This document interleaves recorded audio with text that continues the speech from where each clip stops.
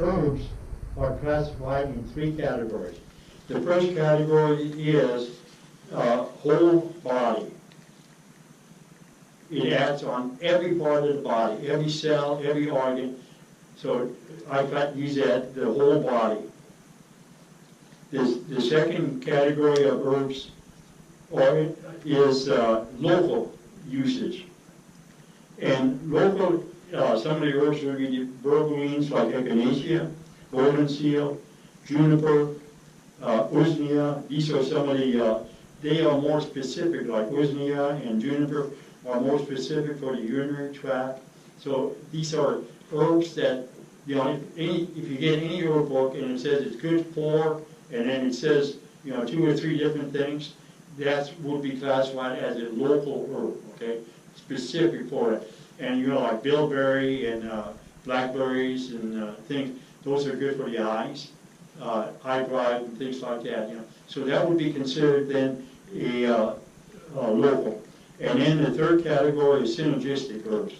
Now, synergistic herb is things that is always combined with other herbs, and they improve the effectiveness of the whole herb or of the local herb anywhere from 10 to 100 times. And so in multi-formulations, multi-herb formulation, they usually always have synergistic herbs. And some of these synergistic herbs are licorice, ginger, and black pepper. Now, what's the caution on black pepper? Stomach problems, no.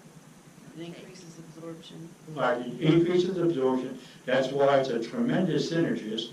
But when do you not want to use black pepper? When you have stomach It's issues. GI problems. GI problems, okay? Remember that, it's really, really critical. Because when you have GI problems, you don't want all that, those pathogen waste and all of that material, toxins, to be reabsorbed. Because see, the beautiful thing is, the thing that goes through your mouth comes out your rectum. But because of all the chemicals, the natural physiological mechanism, the enzymes and all that, we absorb the nutrients from these through the intestinal wall, it goes in the bloodstream, and it goes throughout the body, you see. When you use black pepper, then you're doing that. And black pepper is ideal for, you know, if you're not sick, you know, if you don't have GI, not sick, forget that. When you don't have GI problems. If you don't have GI problems, then black pepper really enhances the ability to absorb food, ingredients, vitamins, and those kind of things. So that's very, very good, okay? Quercetin is in red cedar, golden seal, kava. These are all good synergists, and most of the herbs are very powerful synergists. And we were here till 2:30, 3 o'clock almost. It's because they said you talk faster on Sunday. No, we just followed. No, but we had a really good discussion. So it's really, okay, I'm going to go through this really, really quick. Okay, the herbs that restore, that reduce stress, that are called adaptogen. In other words, you know, it helps. They strengthen, they rehabilitate, they enhance, they protect, and they're tonic. These are the herbs that do all these type of things, but these are synergistic herbs. Ashwagandha, astragalus. Some people call it astragalus. Bone set. What was that? Bone set. Never heard of it. How's it spelled? B-O-N-E-S-E-T. Bone set. Echinacea. And that's all echinaceas. You don't have to have just one kind or another. But purpurea and angustifolia and pallidar are the ones that they've tested. Yeah, and they have the highest active component. Siberian ginseng, red root, What was that? R-E-D-R-O-O-T, red, like the color. What was And then reishi mushrooms, R-H-E-I-S-H-I. And then rhodiola, R-H-O-D-I-O-L-A. So these are, you know, in a broad category, these are categorized as adaptogen. So you'll find these in just about every formulation, you know, some way or another. Some of the ones that boost the immune system, we already said garlic, you know, that's 100% kill. But garlic also helps boost the immune system. Ginger boosts the immune system, onions, shiitake mushroom, and vitamin C. And vitamin C is not an herb, but we do believe in vitamins too. And all herbs have vitamin C in some way or another, because all plants have vitamin C. They produce it naturally. Okay, now, the lymph system, we already talked a little bit about that, because that, you know, the lymph system gets rid of crud, it gets rid of bacteria, the toxins and things like that.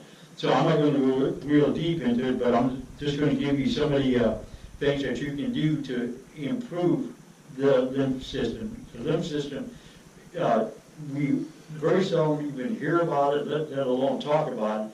And the medical profession never talks about it.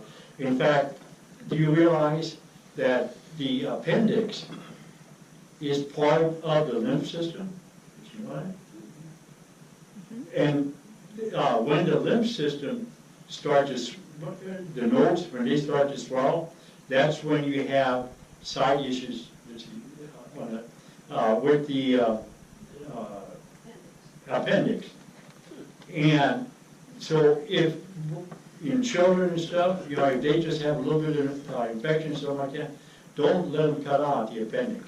Because the appendix is definitely a cleansing mechanism.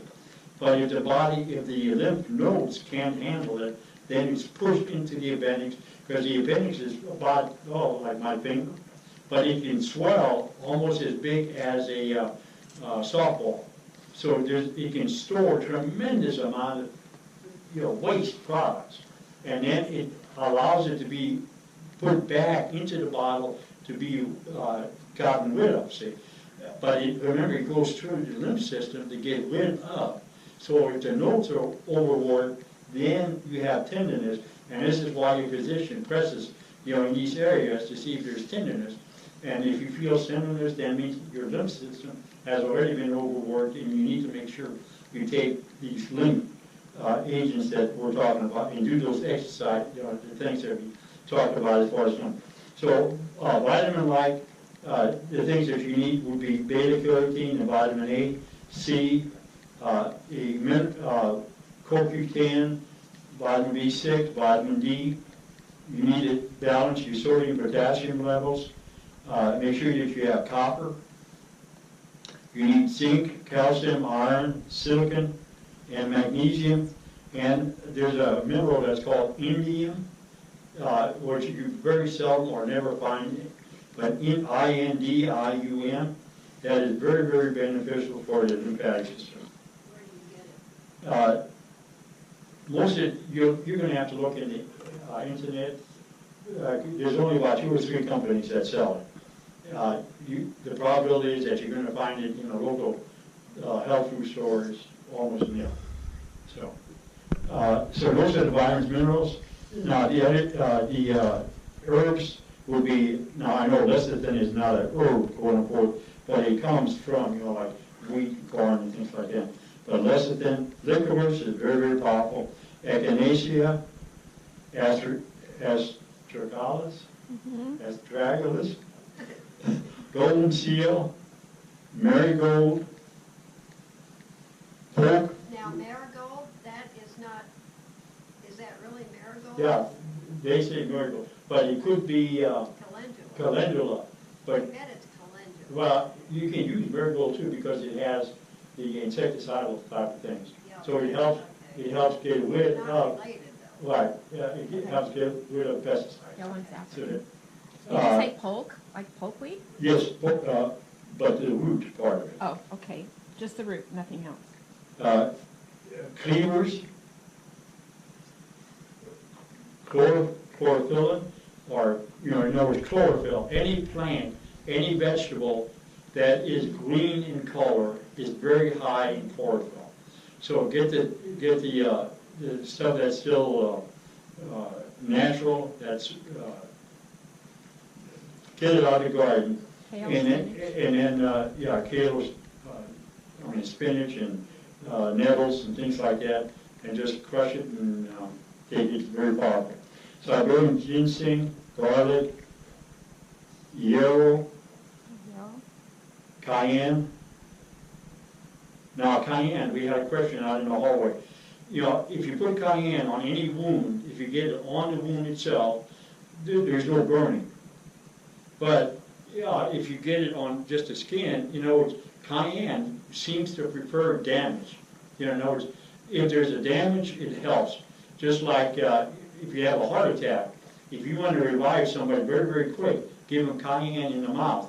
And the saliva helps to neutralize it a little bit, but in the case of heart attacks, the patient, once you revive them, and you will revive them with cayenne, that they'll feel like they've been to hell and back, But it is very powerful. Between cayenne and the Heimlich maneuver, you can revive 99.9% of the people.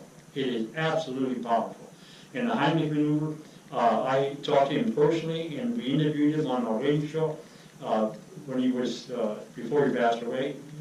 He said if he could do his life over again, he would never have said that the Heimlich maneuver, to use it for, when you have something caught in the throat, choking. He would have recommended that you use the Heimlich for heart attacks, because the Heimlich maneuver is fantastic for heart attacks, because you grab the patient right about where the diaphragm is.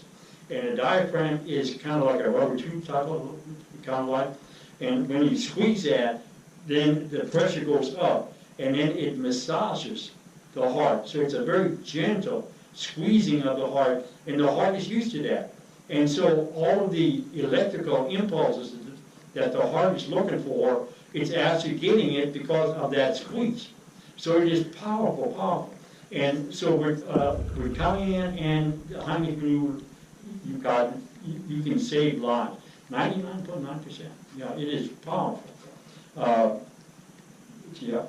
Where was it? Cayenne. Okay. And then, but on open wounds, like gunshot wounds, or if you have scrapes or something like that, if you take Vaseline and get the good skin so that the cayenne doesn't get to the good skin, and the skin that's damaged or the wound, then just throw the cayenne, it does not burn. So if you have open wounds, any kind of open wound, it does not burn. But you got to make sure that put some Vaseline or something like that around the area so that it doesn't penetrate that other area. Okay. Cayenne's very good for a horse with colic too, that the vet wants to shoot. It'll take care of it. How do you get a horse to? Just get it tube. down its throat. A tube. And There's tubes that you, Okay. and you just put it on. And then put cascara with it. So cayenne and cascara. And then, I don't have time. the horse will get out and Anyway. it's around and get rid of it. Oh, yeah, it's powerful. I have to tell you. Nettles, on that list, nettles, comfrey, calendula, here we have calendula, horsetail, St. John's wort, prickly ash, yellow dog, mullein, marshmallow. So I'm going to repeat real quick. Lecithin, licorice, echinacea, astragalus, golden seal, marigold, pokeroot, cleavers, chlorophyll, Siberian ginseng, garlic, yarrow, cayenne, red clover, ginger, nettles, comfrey, calendula, horsetail, St. John's wort, prickly ash, yellow dock, mullein, and marshmallow herb. Okay, now there's aromatherapy, the oil. There are 6 that are very very good for quickness, because remember, the aroma, the nose, within 1/1000th of a second, the body reacts to it. And then you do want to follow with a regular herb, a whole herb. But aromatically, benzoin, and in the old days they used benzoin, tincture of benzoin, to clean counters and to clean up wounds and all that kind of stuff. And in fact, in the old days, the smell of a hospital was very well recognized because of the tincture of benzoin. They use it, but it is powerful. And we had a lady here, she's a member, Ann, she said when she was little, her parents, that's what they really used, on the kids. And back then, that's what we used. So benzoin oil, chamomile oil, camphor, lavender, bergamot, and eucalyptus. I'm going to repeat. Benzoin, chamomile, camphor, lavender, bergamot, and eucalyptus. These all stimulate the lymph system to work very, very, very quickly. What was the one between lavender and eucalyptus? Bergamot. Bergamot. Bergamet. Not One of the mint A-H-E-M-A. families. It's what we It's have? of the mint family. It's part of the mint family. Now, I said make sure you balance sodium and potassium. Sodium and potassium, one of the primary functions for is energy to the cell. And sodium is outside the cell, potassium is inside the cell. And by changing that ratio, you produce a tremendous amount of energy. And so physicians constantly tell you you should be on a low sodium diet. Okay. When they tell you that, don't even get dressed, just get the hell out of there. Because you of that to be replaced all the time.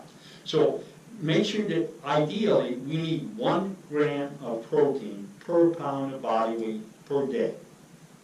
Now, that's so for say a 150-pound person, that's 75 grams. That's a little bit over 2 ounces of pure protein.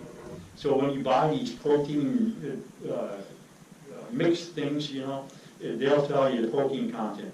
Fish is, roughly speaking, is about 60% protein because, you got fats and water and things like that. See. Chicken is about 55%. Red meat is about 45%. So, so like a steak, if you 150-pound person, you should eat between 4 to 6 ounces good steak, and then you've got the amount of protein. See. But protein is very, very important. Now, fats and carbs are not that important in that sense. If you have the protein, then the protein breaks down and then supplies you with the fats and the carbs. See? But if you don't have the protein, then the body gets robbed, and the heart is the first place.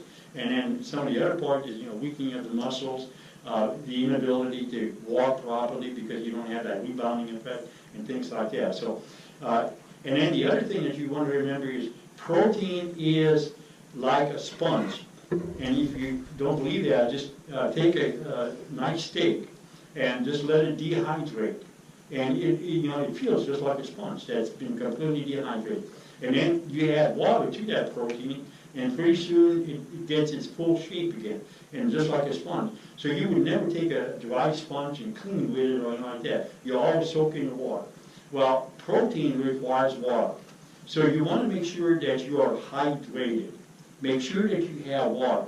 So ideally, I would recommend is drink some water before you eat anything. Drink some water before you eat anything. And now water is not coffee, water is not juice, water is, because those things are recognized as food. Water is the only thing that tells the body, don't worry about it, don't get enzymes ready, don't do any of that kind of stuff. All we're going to be doing is we're going to hydrate. We're not going to worry about anything else. But if you add something to that, with the one exception, and that is lemons. because lemons contain hydrochloric acid as opposed to citric acid like lime. Lemon juice. Well, with lemon juice, you want to be a little bit careful. Squeezed, is that what you're talking about? Yeah, juice. Not the bog stuff, yeah. When you squeeze the lemon, but that's hydrochloric acid, and that's not recognized as a food. You can still put that in water. So if you go on a fast, we had a nice discussion yesterday here, fasting, you can put hydrochloric acid in, and it helps the body to be more attuned to itself. But anything else that you add to the water, it becomes a food, and the body recognizes as food, and it's going to be handled as food, okay? So that's really important. So when the egg comes, is produced, and it travels down the fallopian tube, then if it's fertilized with the sperm, the egg has one strand of the DNA. Then the fertilization with the sperm, it gives the other strand, and then you have a combination. Now you have two strands again, so it's rebuilt. And this rebuilding then you have what the DNA makeup is of the mother and what the DNA makeup is of the father, and then they're merged. And this is biblically the Bible. The Old Testament merges with the New Testament. Many religious people, they throw out the Old Testament. Oh, that's Old Testament, so it doesn't apply. That's a lot of BS. Because many things in the Old Testament have not been fulfilled. And if you understand the Old Testament, then you understand what Jesus was saying in the Gospels, and you understand what the disciples were saying in the New Testament. See? So you need to understand the Old and the New Testament and the Gospel. And that's the way, if you understand the DNA, you've got you need both strands, and they need to be active, whole, not mutated, and you need those four components, the 4 amino acids. And that's why protein, again, is very, very important to make sure that your body can rebuild. And the herbs are so ideal, especially the aroma oils that is produced from these herbs. They really, and we can do a whole seminar on that, but they really tell the body the DNA that has been mutated, and how to get rid of that mutation part of the thing, and how to put new things in to build it back up to the original blueprint. It's really, really dynamic.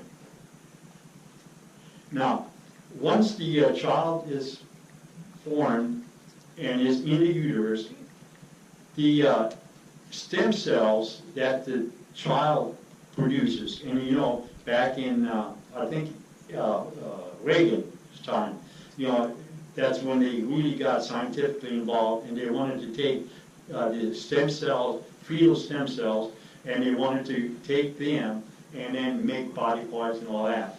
And it was outlawed for a long period of time. Now it's legal in many, many countries. But what they do is, they went to the adult or mature stem cells, and they did research, and they found out that mature stem cells are just as efficacious as fetal cells, but they have limits, so you have to choose the different types of stem cells. See? And so in the uterus, the child is developing all these stem cells and is tuning the DNA so that the DNA, remember, it's a ladder and it's a spiral. And as this ladder is produced, just when you climb the ladder, you take one step at a time, to get up. And then when you get to the first level, you may stop, because you're tired, and then you just hang on, and then you keep going up. See? Well, the same is when a child is in the uterus, the DNA slows down and then speeds up and slows down, but it keeps adding on until the moment of conception. Once the child comes out of the uterus, Conception, what? the moment of birth. The moment of birth. I'm sorry. Thank you. At the moment of birth, then the DNA strand does not add anything to it anymore. What does that mean? The reason for all of this body part harvesting, the reason for abortions and harvesting, fetal mass tissue is because before a child is born, there is no what's it called? When you lose the organ. Rejection? Rejection, thank you, I better write that down. Rejection, up to the moment the child is born, any part in the uterus, there is absolutely no rejection because the child is still building the DNA. So so medicine and science, they found out that because of that, because there's no rejection, they can take any body part of this baby inside the uterus and transplant it to any human, and there's no rejection. They don't have to give all of these steroids and all these kinds of things, see? And so that's why every state in the union has abortions, because the medical staff, it's a tremendous moneymaker. For the, remember 2 years ago, when they came out with these movies interviewing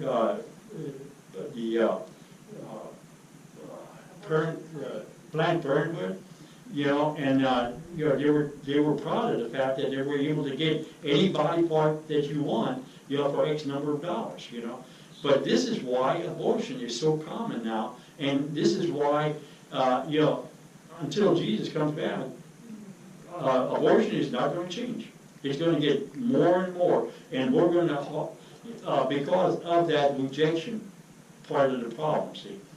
And so, that's the thing that I really wanted to point out, is in the fetus, in the womb, there is no rejection. Once the child is born, then, from then on, there is the rejection, and then at that level, then that's when, if a child is, when you have if a child is born before, prematurely, then that child has many, many more allergies and all these kind of things, because that child has not built up that DNA so that it can repel all of these things, see. So this is the thing that you want to remember about that, okay? And do not, condone abortions or anything like that. Herbs allow our bodies to rebuild.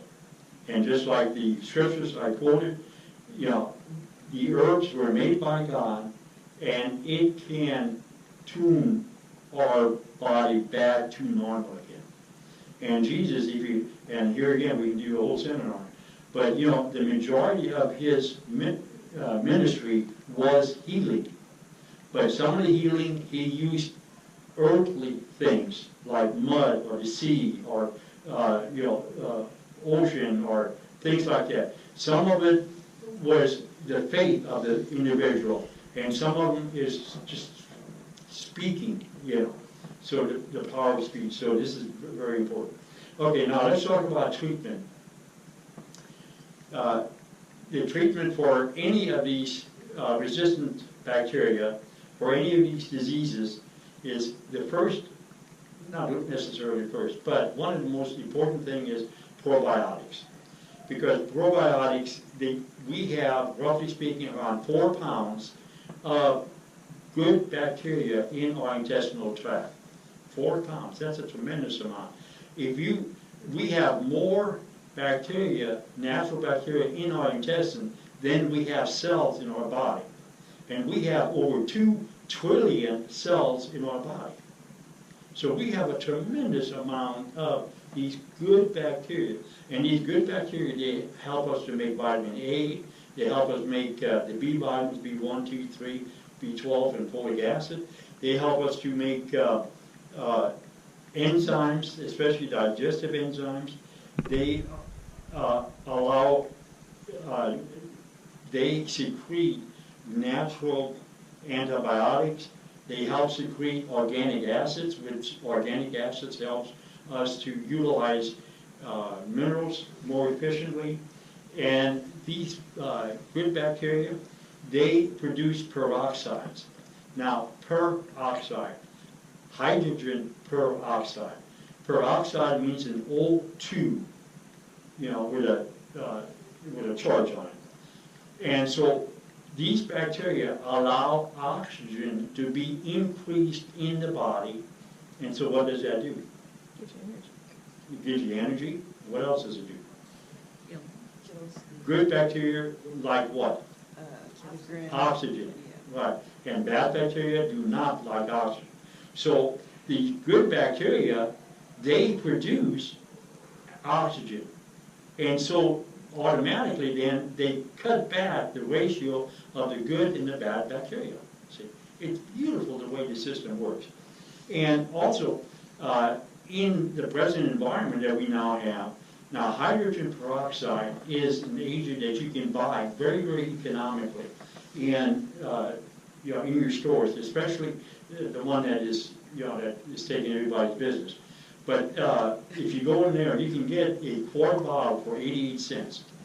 And for that reason alone, I recommend, just go there and buy the hydrogen peroxide and then go buy the other stuff someplace else. But anyway, hydrogen peroxide is the best to clean your fruits and vegetables with. Oh. Why? Because hydrogen peroxide, when it fizzes, it liberates oxygen. And so it takes from 1 to 3 minutes for that hydrogen peroxide to fizz if you add it to a bowl that you have water in and you put your fruits and vegetables in there. And so ideally you want to leave it sitting there for 3 minutes. And then when the fizzing stops, then go ahead and take your fruits and vegetables out, because you have now really cleansed that. And the pathogenic bacteria, they're gone. They gave up the ghost and they're in that water, so you throw that water away and you solve the problem. See? How much? Pardon? How much do you need? 2 ounces per gallon. That's all you need. But keep your fruit and vegetable in there for minimum 1 minute, but ideally 3 minutes, up to 5 minutes is good. Some vegetables, they may get a little bit hydrated, but 3 minutes is absolutely no problem with the water. Just take it, check it out, and you're ready to go. 5 minutes is really good if you're buying it from a source that you don't know about. It has fecal matter in it. And that bubbling, not only does it kill the pathogenic bacteria, but it cleans the dirt off that bubbling. It's a movement, it's kind of like a pump, and it cleans it. So that's really, really neat. Does it affect any pesticides? It will if it's lodged on the waxy layer, and most fruits and vegetables have a waxy layer. The hydrogen peroxide, the bubble will loosen it up. So yes, you will get a lot of it off, but you will not do it 100%. Especially like the common one now. What's the common pesticide you use? Monsanto's. Yeah. What? Roundup. Roundup. And Roundup's in everything. Roundup is a chelating agent. So what does that mean? That means it binds with minerals. So Roundup actually doesn't stay on the outer wall. It penetrates. It goes all the way inside. So hydrogen peroxide will only take, and in fact now in the last, I'm going to say 6 years, they're using they're using Roundup not only in the spring like they used to, but now they use it just before harvesting, because it helps to dry whatever they harvest. So then you don't get mold and stuff like that, because you have much faster drying. But for us, that's really bad. But going back to hydrogen peroxide, and the question you had is, it will take that pesticide off at that time, see. But the stuff that is penetrated inside, the